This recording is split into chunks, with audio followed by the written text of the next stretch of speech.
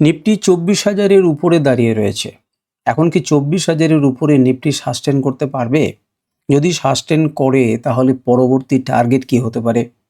তার উপরের দিকে যাওয়ার পথে বাধা কোনগুলো? নিচের দিকে এলে পরে কোথায় এবং কোথায় সাপোর্ট নিতে পারে? কোনো ইম্পর্টেন্ট প্যাটার্ন তৈরি হয়েছে কিনা?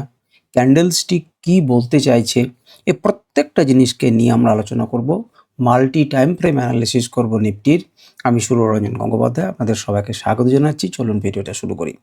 অপশন ডেটা আমাদেরকে কি বলছে সেটাকে প্রথমেই আমরা দেখব আজকে। তো প্রথমে আমি বলে রেখে দিই যে আমি কিন্তু সেবি রেজিস্টার্ড অ্যানালিস্ট নই। আপনারা কিন্তু আমার দেখে দেখে কোনো ট্রেড নেবেন না।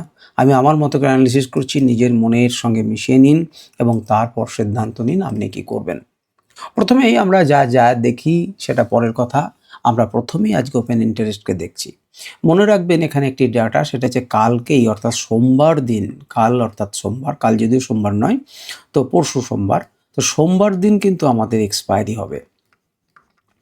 কারণ মঙ্গলবার দিন 14 তারিখে মার্কেট বন্ধ থাকবে, ছুটি থাকবে এবং তার জন্য 13 তারিখে। সুতরাং প্রিমিয়াম কিন্তু দ্রুততার সাথে গলবে। সুতরাং মার্কেট যদি বদমাশি করে ট্র্যাপ করার চেষ্টা করে একটা রেঞ্জে ফেসে থাকে, তাহলে আপনি কিন্তু কি হবেন না, আটকা পড়ে যাবেন। যদি আপনি বায়ও করেন, মনে রাখুন প্রথম আপনাকে যে কথাটা বলছি মনে রাখুন, যদি আপনি বাই করেন সেটা কল হতে পারে, পুট হতে পারে। যদি কিছুক্ষণের মধ্যে আপনি রেজাল্ট না পান, তাহলে সেখান থেকে আপনি বেরিয়ে আসুন, পজিশনকে কেটে দিন। কারণ এ আস্তে আস্তে আস্তে আস্তে গলতে গলতে এমন একটা জায়গাতে আপনাকে দাঁড় করিয়ে দেবে যেখান থেকে হয়তো রিকভারি হওয়া কঠিন হয়ে যাবে। নিফটি নিজে উঠবে কিন্তু দেখবেন যে প্রিমিয়াম কিন্তু উঠছে না, তখন আপনি বিপদে পড়বেন। তো সেই বিপদে যাতে না পড়েন তার জন্য চটজলদি যদি সিদ্ধান্ত না হয় আপনি যেটা করলেন, তাহলে অপশন ট্রেডিং থেকে বেরিয়ে আসুন এবং আপনি মুক্ত হন। ম্যাক্স পেনের ডাটা কিন্তু 23,990 অর্থাৎ 950, অর্থাৎ ম্যাক্স পেনের আজকে ডেটা বলছে যে 25-24,000-এর নিচেই কিন্তু মার্কেট কি হবে, ক্লোজ হওয়ার চান্স আছে এবং মডিফাইড বলছে 24,036।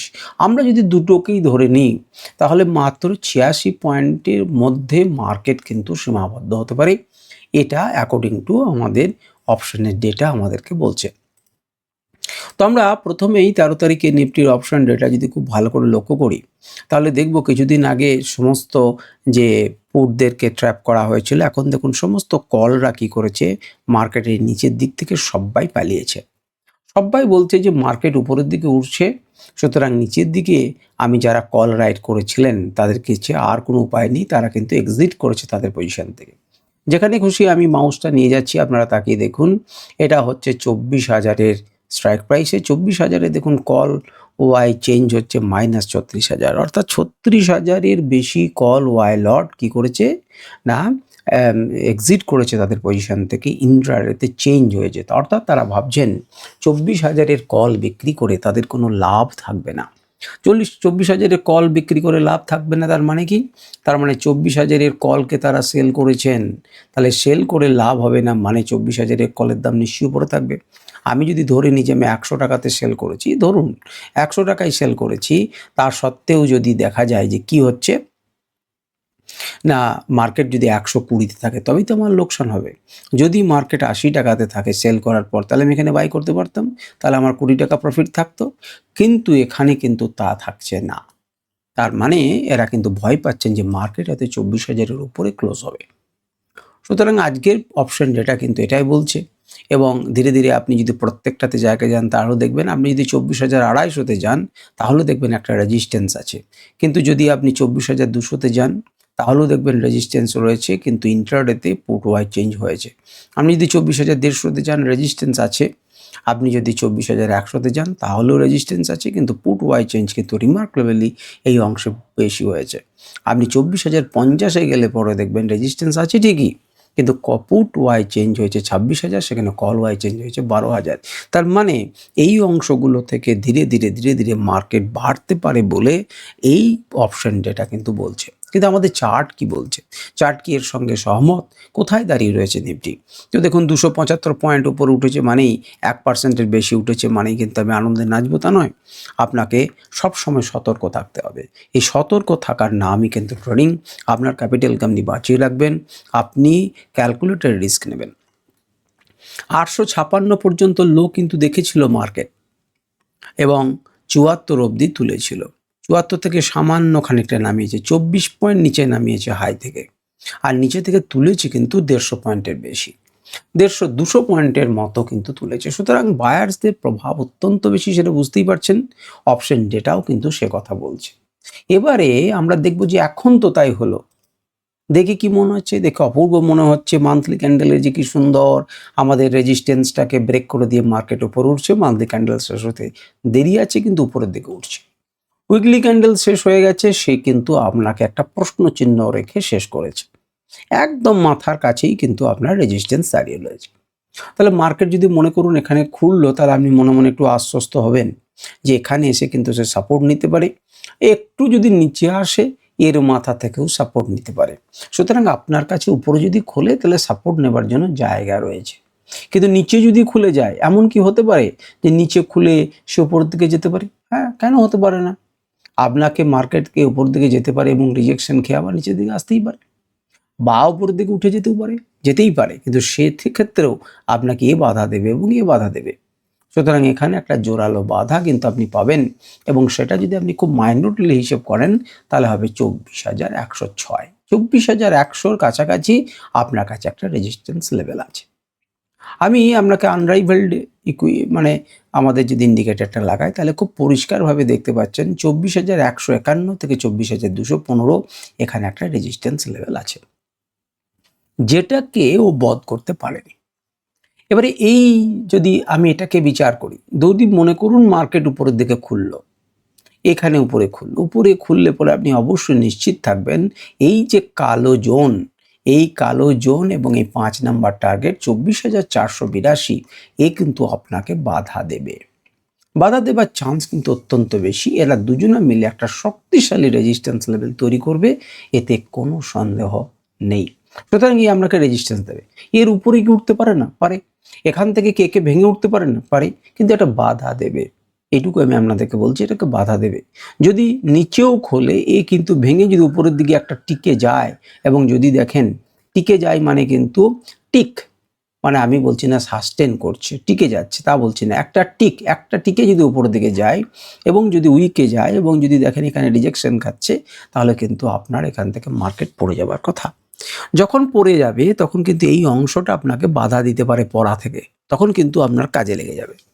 তো মার্কেট কিভাবে যাচ্ছে, উইকলি ক্যান্ডেলে এই লেভেলটাকে আপনি 5 মিনিটে 2 মিনিটে ট্রান্সফার করে নেবেন, মানে 15 মিনিটে ট্রান্সফার করে নেবেন, এবং তারপর আপনি ট্রেড করার চেষ্টা করবেন।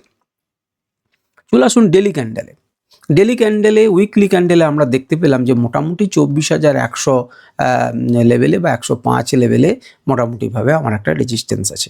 আপনি যদি এই লেভেলটাকে চেক করে দেখেন তাহলে হবে 24,123 বা 120, অর্থাৎ এখানে কিন্তু আমার নর্মাল রেঞ্জে যে রেজিস্ট্যান্স লেভেল তার আপার লেভেল। সুতরাং এখানে একটা রেজিস্ট্যান্স আছে, বই কি না থাকার কোনো কারণ নেই। তাহলে মার্কেট উপরের দিকে উঠবো বলে মনে হচ্ছে। ম্যাক্স পেইন বলছে 24,050-86 থেকে আপনার হচ্ছে 23,950 থেকে 24,036-এর মধ্যে মার্কেট ঘোরাফেরা করবে বা সাস্টেন করতে পারে। তাহলে উপরের দিকে উঠে কিন্তু মার্কেট এই জায়গাটাতে কোনো একটা জায়গাতে ক্লোজিং দিতে পারে, আর যদি ধাক্কা খায় সে নিচের দিকে এসে সাপোর্ট নিয়ে আবার এরকম জায়গাতে ক্লোজিং দিতে পারে। তাহলে মোটামুটিভাবে আপনি আইডিয়া পাচ্ছেন যেখানে রেজিস্ট্যান্স আছে ইত্যাদি ইত্যাদি আছে।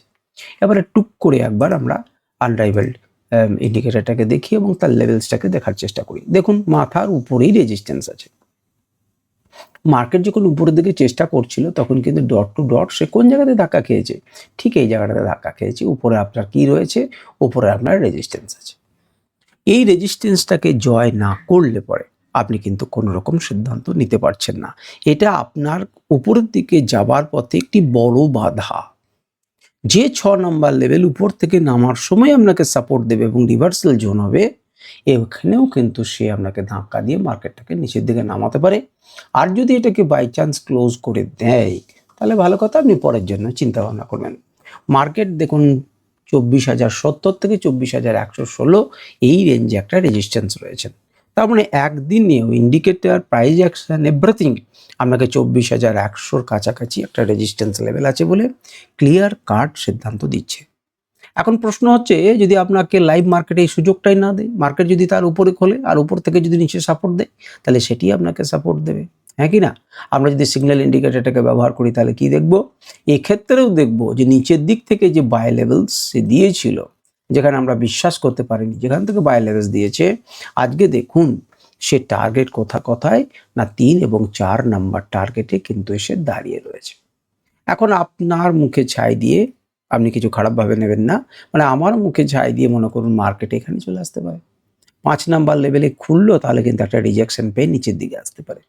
যদি আরও বুলিশ হয় এবং এখানে ধাক্কা খায়, তাহলে এখানে ধাক্কা খেয়ে কিন্তু একটা রিভার্সাল আসতে হবে। রিভার্সাল আসার পথে এ নিচের দিকে যেতে দেবে না, যদি একে যদি ক্রস করে নেমেও আসে, এ আপনাকে যেতে দেবে না। এবং তার মাঝে ইন্টারমিডিয়েটস লেভেল তো বিভিন্ন রকম আছেই, যেগুলো পরিবর্তিত লেভেল, প্রাইস অ্যাকশন তো রয়েছে। আপনি লেভেলগুলো পেয়ে গেলেন।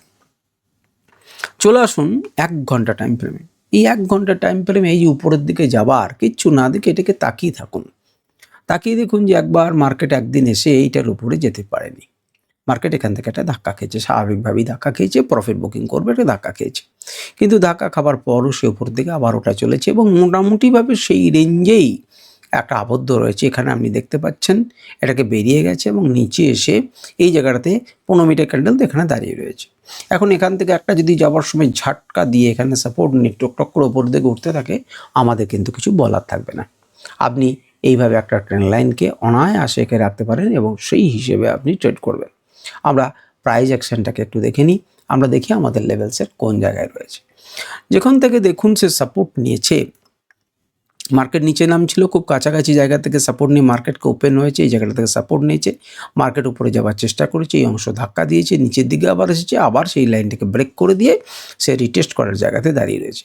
নিচের দিকে যখন সাপোর্ট নেবার চেষ্টা করলো, তখন দেখুন গ্রিন জোনে, গ্রিন লাইনে এসে কিন্তু পারফেক্টলি সাইড আপনার সাপোর্ট নিয়েছে এবং মার্কেটের নেক্সট টার্গেট কিন্তু এটি যদি ভালো করে তাকিয়ে দেখেন তাহলে কী হবে, আপার লেভেল হচ্ছে 24,160 আর নিচের দিকে 24,130 বা আমি একটু দেখে নিচ্ছি আপনাদেরকে, নিচের দিকের এই লেভেলটা হচ্ছে ওই 100, দাঁড়ান আবার দেখতে অসুবিধা হচ্ছে, 125, তাহলে 20, 25, 30-এ কিন্তু নিচের লেভেলটা দাঁড়িয়ে রয়েছে। ঠিক আছে, সুতরাং এখানে একটা আমার কাছে রেজিস্ট্যান্স রয়েছে, সেটাকে যদি ক্লিয়ার করতে পারে তাহলে 340-40-এ যাবে। আমরা যদি সিগন্যাল ইন্ডিকেটরকে লাগাই তাহলে দেখব এখানে একটা গুরুত্বপূর্ণ ঘটনা ঘটেছে। এ কিন্তু সেল সিগন্যাল জেনারেট করেছে এবং সেল সিগন্যাল জেনারেট হওয়ার পর সে কিন্তু টার্গেট টাচ করেছে। টার্গেট টাচ করে যখন উপরের দিকে ওঠার চেষ্টা করছে, তখন দেখুন আপনার যে বাধাগুলো রয়েছে, রেজিস্ট্যান্স 1 বাধা দিতে পারেনি, রেজিস্ট্যান্স 2 এবং 3 বাধা দিতে পারেনি, থ্রু পাস করে কি করেছে, থ্রু পাস করে উপরে ক্লোজ করেছে। ওপরে ক্লোজ করার পর এটি যে একটি গুরুত্বপূর্ণ লেভেল সেটি আপনি বুঝতে পারছেন, কারণ রিটেস্ট করলো, আর রিটেস্ট যখন করছে তখন যদি আপনি বাই করেন তাহলে নেক্সট টার্গেট হচ্ছে আপনার তার পরের লেভেলটি। কিন্তু মজার ব্যাপার হচ্ছে যে শর্ট সিগন্যাল জেনারেট হয়েছিল, নতুন করে কিন্তু কোনো বাই সিগন্যাল জেনারেট হয়নি। তার মানে এখনো পর্যন্ত নিফটির দেহে নেগেটিভিটি কিন্তু রয়েছে। নেগেটিভিটি উচ্চারিত হয়েছিল, সেই নেগেটিভিটির কিন্তু এখন আঁশ মেটেনি। সুতরাং আমার এই সাপোর্ট লেভেলটা, রেজিস্ট্যান্স লেভেলটা পেরিয়ে যদি মার্কেট ওঠে আর সেই সময় নতুন করে যদি একটা লং সিগন্যাল জেনারেট হয়, আমার কিছু বলার নেই। কিন্তু যদি উপরের দিকে যায় এবং যদি বিয়ারিশনেস থাকে, তখন একটা লেভেল থেকে আর একটা লেভেলে কিন্তু মুভমেন্ট আমরা দেখতে পেতে পারি। এইটা হচ্ছে আমার বক্তব্য। আচ্ছা, এরপরে যদি আমি সিগন্যাল ইন্ডিকেটরকে বন্ধ করে দিই, তাহলে আমরা লেভেলসগুলো তো সব জানি, লেভেলসগুলো দেখলেন। চলে আসুন 15 মিনিট টাইম ফ্রেমে। 15 মিনিট টাইম ফ্রেমে আমি একটা রেড দুটো লাইনকে টেনে রেখেছি, এটা রাইজিং এজ। রাইজিং এজের মজার ব্যাপার হচ্ছে যে এর নিচের দিকে যদি ব্রেক করে তাহলে সে নিচের দিকে আসবে, নিচের দিকে আসবে এই লাইনটা। আপনি ট্রেন লাইন মনে করুন, ট্রেন লাইনের এটাকে ভাঙবেন এই দিকে, যদি উপরের দিকে ভাঙে উপরের দিকে, সিম্পল। কিন্তু এত সিম্পলি আমি বিচার করব না, একটুখানি জটিল করব, আপনারা মন দিয়ে শুনুন। 15 মিনিট টাইম ফ্রেমে আমরা যদি বিষয়টাকে দেখি তাহলে দেখব যে এখানে একজন দাদা ছিলেন যিনি এত বড় ওপরেরটাকেও মার্কেটটাকে নিচে নামিয়েছেন এবং তারপর এই পর্যন্ত নামানোর কারিগর কিন্তু তিনি। সেখান থেকে বায়ার্সরা মার্কেটকে তুলে নিয়ে গেছে, রিটেস্ট করেছে, সেই জায়গাটাকে ভাঙার চেষ্টা করেছিল, পারেনি, দ্বিতীয়বারও চেষ্টা করেছে, সে কিন্তু আটকে দিয়েছে। বরঞ্চ এখান থেকে আরও বেশি উদ্ধার হয়েছে, যে জায়গায় পেরোতে পারছিলাম না তার উপরে ক্লোজিং দিয়েছে এবং রেজিস্ট্যান্স লেভেলের কাছে ক্লোজিং দিয়েছে। মার্কেট যদি এইরকম জায়গাতে খোলে এবং এটাকে যদি রেজিস্ট্যান্স ফেস করে এবং মার্কেট নিচের দিকে এসে এটাকে কোনো রকমভাবে ভাঙতে যদি এরকম জায়গাতে আসে, তার মানে কি হলো? প্রথম নাম্বার ঘটনা ঘটলো যে ট্রেন লাইনকে ব্রেক করলো। দ্বিতীয় নাম্বার ঘটনা ঘটলো এর আন্ডারে যদি চলে আসে তাহলে আমরা কিন্তু একটা নিচের দিকে ডাউনফল মুভমেন্ট দেখতে পেতে পারি। আর যদি এর প্রভাব থেকে মুক্ত করে মার্কেটকে উপরের দিকে ভেঙে নিয়ে যায় তাহলে ক্লিয়ার কাট উপরের দিকে মুভমেন্ট দেখব। কিন্তু আমার লাইভ মার্কেটে এটাই হবে সিদ্ধান্ত, এইভাবেই কিন্তু আমি মার্কেটকে দেখে রাখবো। এখন প্রশ্ন হচ্ছে কত দূর পর্যন্ত নিচে আসতে পারে? এই রাইজিং এজের যদি নিচের দিকটা ব্রেক করে তাহলে কিন্তু এই পর্যন্ত হিসেব অনুযায়ী টার্গেট হয় 23,640। ভয় পাবার কিছু নেই, তার আগে অনেক সাপোর্ট জোন আছে যেখান থেকে মার্কেট কিন্তু সাপোর্ট নেবার চেষ্টা করবে। এমনই নয় যেখান থেকে পড়লো আর এখান থেকে উঠলো উপরের দিকে উড়ে চলে যাবে, তা নয়। আপনাকে খেলতে খেলতে দুলিয়ে নিয়ে যাবে, আপনাকে নাচাতে নিয়ে যেতে পারে, আবার দ্রুত ফল হতে পারে। আপনাকে লাইভ মার্কেটের সুযোগ না দিয়ে একবারে নিচে খুলে এই জায়গা থেকে সাপোর্ট নিয়ে ধীরে ধীরে উপরের দিকে উঠতে পারে, যা খুশি হতে পারে। আমরা লেভেলসের দাস, আমাদেরকে লেভেল যা বলবে আমরা সেই মতো ট্রেড করব। 15 মিনিট আমরা বুঝলেন, এবারে চলে আসুন 5 মিনিট টাইম। 5 মিনিট টাইম ফ্রেমে দেখুন দীর্ঘক্ষণ মার্কেট কি করব কি না করব এই রেঞ্জের মধ্যে ফেসেছিল। তারপর একবার উঠলো, অনেক বাধা পেরিয়ে একটা ট্র্যাপ করলো এবং মার্কেটকে নিচে নেমে চললো। আবার নিচের দিকে যখন এই লেভেলকে ব্রেক করে আবার নিচের দিকে কেউ ট্রেড নিল, তাকে ট্র্যাপ করে মার্কেট উপরের দিকে তুলে নিয়ে চলে গেল। তাহলে সারাদিনে বিরক্ত রিটেলাররা যখন একটা ব্রেকআউট পেয়ে তারা সুন্দর করে তাদের পড়াশুনো করা জায়গাগুলো দেখিয়ে যদি একটা রেঞ্জে থাকে তার উপরে দিকে যদি ব্রেক করে তাহলে কিনতে হবে, এই সমস্ত জ্ঞান বুদ্ধি লাগিয়ে তারা কিন্তু কিনেছেন এবং ট্র্যাপ হয়েছেন। যদি তিনি তাড়াতাড়ি বেরিয়ে যেতে পেরেছেন ভালো, আর না পারলে পরে আপনাকে নিচে নামিয়ে এসেছে এবং নিচে যখন ভাবলো যে এটা যা হলো এবার নিচের দিকে বোধহয় যাবে, সেখান থেকেও কিন্তু মার্কেটকে উপরের দিকে তুলে নিয়ে গেল। তারা কিন্তু কেউ জানার চেষ্টা করলো না এখান থেকে মার্কেটকে তুলেছে, এখানে প্রচুর বায়ার্স দাঁড়িয়ে রয়েছেন। এখানে বারবার করে মার্কেটকে নিচে নামানো হচ্ছে, চেষ্টা তো করেছে, আগে সাস্টেন তো করুক তবে আমি যাব। আমি যখন এখানে একটা ট্রেন লাইনকে আঁকতে পারছি, যখন সেই ট্রেন লাইন ব্রেকের পরে আমি গেলাম, লোভের বশবর্তী আমি গেলাম, আমি এখানে এক্সিট করব। ট্রেন লাইনকে ব্রেক করছে, আমি কিসের জন্য অপেক্ষা করছি? আমাকে এক্সিট করতে হবে। তার নিচে ক্লোজ করে দিয়েছে, আমাকে এক্সিট করতে হবে। আমি শেষ পর্যন্ত ধ্বংস তাকিয়ে দেখব না। যখন নিচে পড়ে গেল তখন আমি দেখব যে সেখানে বাইং জোন থাকে কি থাকে না, থাকলে পরে বুক টুকে করতে হবে। ভয় পেয়ে গেলে চলবে না, আপনাকে রেজাল্ট দেবে। ফার্স্ট টার্গেট ব্রেকডাউন করার পরে রিটেস্ট এবং তারপর একটা বড় মুভমেন্ট। আরও অনেক পদ্ধতি আছে ধরার, সেগুলো আমি এখানে আলোচনা করছি না, করাটা উচিতও নয়। যারা আমার কাছে পয়সা দিয়ে শিখছে তারা তাহলে ভুল ভাববে। তো যাই হোক, এখানে চলে আসুন। এবার আমরা ওপেন ইন্টারেস্ট তো আমরা আগেই আলোচনা করছি, সুতরাং নতুন করে কিছু আলোচনা করার নেই। তাহলে 15 মিনিট টাইম ফ্রেমে 5 মিনিট টাইম ফ্রেমে আমি কি করতে পারি? 5 মিনিট টাইম ফ্রেমে আপনি এই নিচের দুটো লেভেলকে যোগ করে একটা ট্রেন লাইনকে এঁকে রাখুন। আপনি আবার কি করবেন? এই দুটো ট্রেন লাইনকে এঁকে রাখুন, সতর্ক হয়ে একটাই ট্রেন লাইন এঁকে রাখুন। যদি এই উপরের দিকে যায় এবং কখনো যদি ট্রেন লাইনের কাছে আসে, এইরকম উপরের লেভেলে যদি আসে, তাহলে আপনি আবার উপরে এখানে বাই করতে পারেন।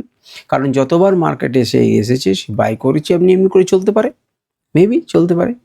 আর যদি ট্রেন লাইনকে ভেঙে নিচের দিকে নেমে যায় তাহলে আপনি নিচের দিকে চিন্তা ভাবনা করবেন। তাহলে এই হচ্ছে মোটামুটিভাবে নিফটির অ্যানালিসিস। আশা করব যে আপনারা এই নিফটির অ্যানালিসিসটাকে শুনলেন, আমি চেষ্টা করলাম আমার মতো করে। আশা করি আপনাদের উপকার হবে প্রত্যেকটা জায়গাতে। আপনাদের কোনো যদি সাজেশন থাকে আপনারা অবশ্যই সেই সাজেশন দেবেন যে এই জিনিসগুলো আমাদের চাই। আমি মনে করছি যারা এতক্ষণ পর্যন্ত ভিডিও দেখছেন, আমি মনে করছি আমি যদি সময় পাই তাহলে আমি সেন্সেক্সের একটা করে অ্যানালিসিসের ভিডিও দেবার আমার ইচ্ছা আছে। আপনাদের কেমন আগ্রহ আছে একটুখানি কমেন্ট করে জানান। যদি আপনাদের আগ্রহ বেশি থাকে তাহলে সেন্সেক্সের আমি অ্যানালিসিস করব, কারণ সেন্সেক্সে এখন বর্তমানে অনেকেই ট্রেড করছেন এবং অনেক ভলাটিলিটি বেশি। যারা ট্রেড করতে জানেন ন্যূনতম তারা সেন্সেক্সে ট্রেড করছেন এবং তাদের সেক্ষেত্রে কিছুটা সুবিধা হবে এই অ্যানালিসিসে। কিন্তু যদি আপনারা পছন্দ করেন তবেই দেবো। আমার ইচ্ছা আছে, সময় হয়তো নির্দিষ্ট সময় আমি দিতে পারবো না, কিন্তু আমি সারাদিনের শেষে সন্ধ্যা পর্যন্ত কোনো না কোনো সময়, রাত অবধি কোনো না কোনো দেওয়ার চেষ্টা করবো। আপনারা জানাবেন কমেন্টে। আজকের ভিডিও পর্যন্তই। নমস্কার, ধন্যবাদ, ভালো থাকুন, সুস্থ থাকুন এবং আপনারা সফলভাবে ট্রেড করুন। আপনারা শিখতে থাকুন। আমাদের শ্রীবৃদ্ধি হোক, আমাদের সফলতা আমি কামনা করছি। নমস্কার, ধন্যবাদ।